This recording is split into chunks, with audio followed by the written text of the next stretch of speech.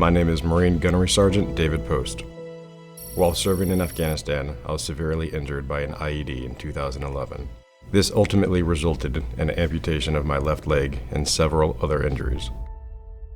This is my lovely fiancée, Yami Reina, and we met in Fort Walton Beach at a sandbar watching the McGregor fight in 2022.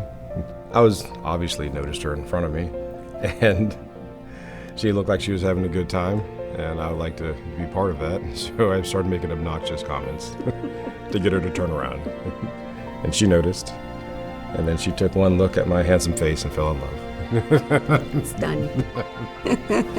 When I did turn around and I saw him, he did this. And I thought, this guy looks like a clown. It was perfect for me. So in conversation, actually, just getting the time that we took to get to know each other and become friends, that really was what attracted me the most about him, that he took his time to get to know me. My father, he was in the Army, and I knew because of that I wanted to be in the military. I just didn't know what branch I wanted to be in. My mother, she disliked the Marine Corps the most, so that's the one I went with. So it was November 9th, 2011, and we went off on a dismounted patrol. It was misting raining that day. Nothing was settling, but it was in the air. And my team went forward to sweep the alleyway. We got a hit, and we backed off and started prosecuting the threat. And I was about wrapping up the call. Pretty much all I had to do was take my pictures for my report. And then when I went down range to take the pictures, the one step that I had walked by probably 6 different times is the wrong step. And that's when earth went up and I came down. I don't think I actually recognized what had happened until I sat up. And then when I sat up, I knew I was on the ground and something was wrong. And from mock training scenarios, all I wanted to do was just yell that I was okay. That way no one would come rushing in and possibly hit a secondary. So I was trying to scream and yell that I was okay, but I couldn't hear myself. And then my team swept to me, and the doc came to me, and they drugged me out. Then things started fading in and out after that. Next thing I know, I was in a white room, and then I was bedside. And that was probably the chain of events that I can remember. I mean, I was young, I was 28. It wasn't hard to bounce back after the injury. But life had changed in many different ways.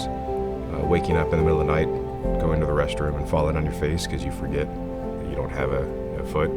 Manipulating a wheelchair throughout the house where you can and can't go. It's extremely problematic. You just don't think about it, and then parts of life changed. I tried really hard to grasp onto physical activities and stay active, but that quickly deteriorated my right foot. And so now I'm understanding more of what it's like to be handicapped than I ever thought. I didn't think of myself as handicapped before because I was extremely capable, but life has come to a screeching halt. So this is what I'm dealing with now.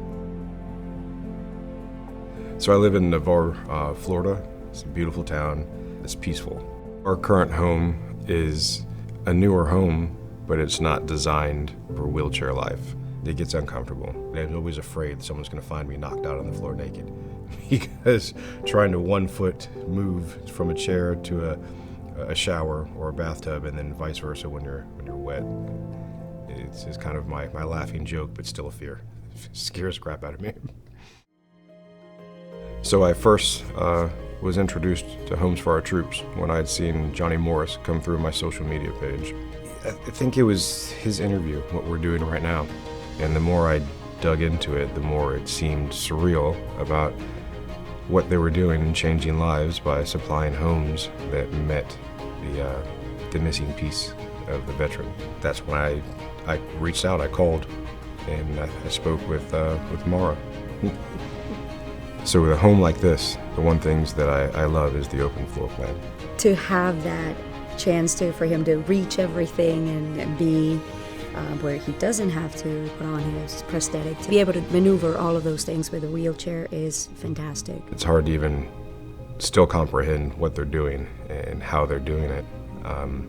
It's not a house. It gives freedom back. It's a blessing. 20 years of experience definitely is showing they've had so much thought put into it. It's a gift of such magnitude. It can only be described, by love. It's what it is.